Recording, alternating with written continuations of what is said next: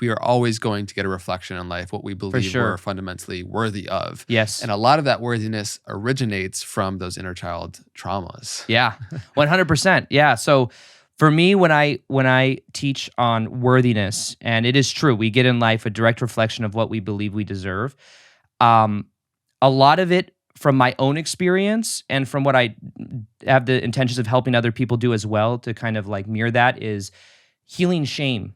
So shame is an emotion and also a belief that I'm broken, there's something wrong with me, I need to be fixed, or there's this energy there of that vibration, that feeling.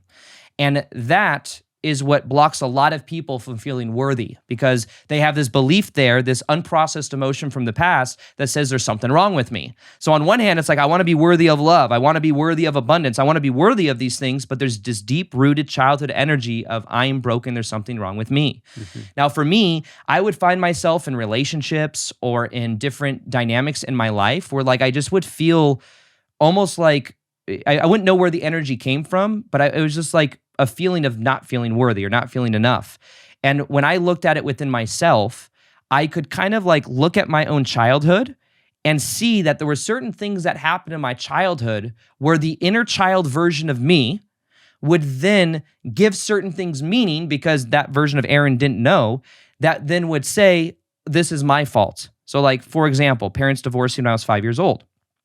We know, like, as adults, like, oh, they probably divorced because they just weren't right for each other, you know? And we look at that, and there's a big intellectual understanding of that. But there was a version of Aaron that was the inner child version of me that was like, mom and dad aren't working out. I must be doing something wrong. Maybe if I was enough, they would have stayed together. Maybe if I was different or if I was less of a burden, then maybe I could have mitigated this. If mom or dad wasn't emotionally or physically present when we were younger, we internalize that. There's something wrong with me. I think it's really just an important point to highlight there is that they happen in an unconscious manner. Yes. It's like we don't know why they're there. It's just that it's there. Yeah. And it's important to deal with it. And also to build on that as well, it's like you don't need to know exactly what moment it happened. Like I can kind of hypothesize certain things. Like for example, when I was 2 or 3 years old, when I was 2.5, 3 years old, my brother was born. And when my brother was born, he had asthma and he got a lot of attention from my mom because he was always in the hospital. And actually there was like, I've had different deep levels of meditation where I was kind of able to, I wasn't consciously aware of this at all. But in meditation, it revealed to me that there was this feeling of around 2 or 3 years old. It's like, where's mom? Why do I feel like neglected, or why is there this energy there? And I grew up a lot with my brother who naturally got a lot of attention. Me not wanting to let like I've always had this thing with not letting the light shine on me too brightly. Feeling weird if it's ever my birthday, like I would hardly celebrate birthdays because it would feel so weird to me when you got a whole bunch of friends around like, happy birthday. And I'd be, there was like this feeling of like not wanting to take up too much space because also I don't want to make other people feel small. This even like translated years later to after I got on YouTube, for example. I got on YouTube and I started being successful. I moved out of like where I was living at the time and moved into my own place. And my brother came over for this family thing that we were doing. And I closed all the bedrooms in the house except for the master bedroom. And he came over and I lied to him and told him that I had roommates. Because I felt like he would have felt small if I was like, oh, this is all my house and this is all my furniture. So I was like, oh, but they're just not home right now. Like I literally felt guilty. I felt guilty being successful. And I felt guilty like he was like, I was going to make him feel small. And that reminded me of much of my childhood because I wouldn't let the light get too much on me because he would feel smaller.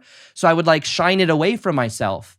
And the reason I share that is because like there's these little minute ways in which we like mitigate these energies of what's familiar as a kid. And if we don't believe we're worthy of the light being shown on us, then a lot of it might be we don't like shine as much as we could. Mm-hmm. I think part of me, like we were talking before this podcast, it's like, man, you haven't done that many podcasts and stuff like that. Like just now, after being on YouTube for like 7 years and growing a 1.5 million subscriber audience or whatever, I have not really collaborated or like been on other people's podcasts that much because I'm like, I need to do it all myself. I don't want to be a burden to other people to like there was this subconscious thing going through my mind. And now I'm like, well, I'm like processing that and realizing, oh, that's just a familiar pattern from the past. I can actually let myself shine. There's like this feeling if I shine too brightly or get my message out there, I'll become egotistical or something, or there's some fear around that. And recently I've been more aware of this, and I'm like, oh, well, the next stage for me really is like doing more podcasts. It's like putting myself out there and even collaborating with other people in a way that is very, that's just more fun and also more expansive.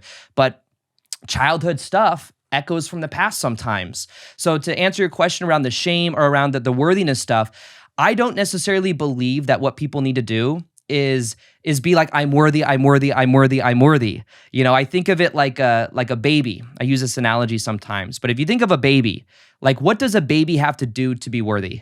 Absolutely nothing. Yeah, the baby, does the baby need to not cry for a certain amount of time a day? You know, it's like, no, a baby's worthy because it just is. Yeah. Right? It just is. Now, you wouldn't put headphones on a baby and put like the affirmations on there, say, I'm worthy, I'm worthy, I'm worthy, I'm worthy.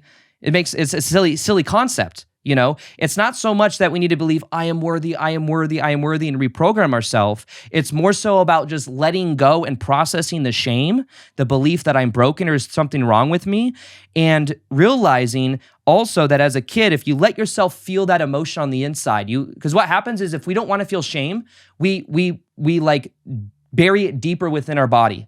We then will develop personalities like people pleasing, right? Where it's like, I don't want people, I can't be vulnerable with people because if they see the real me, they're going to reject me. If I'm like a little bit abrasive or a little bit edgy, I don't want to do that. So, what do you like? I like that too. It's like this superficial energy that's keeping the shame intact because we don't want people to see it, which is why one of the biggest antidotes to shame is vulnerability, is having the courage to express the real you, having the courage to express yourself to someone else, having the courage to show the sides of you that you're afraid people are going to reject you for. And as you lean more into that, it's like you start feeling more free. And then there is a side of this where you will polarize people. Right? That's a good thing. You don't want to be friends with everybody because if your friend, like you want to like let the people that really will resonate with the real you be more attracted to you. And by showing the real you, you will repel away the people that wouldn't resonate with the real you anyways.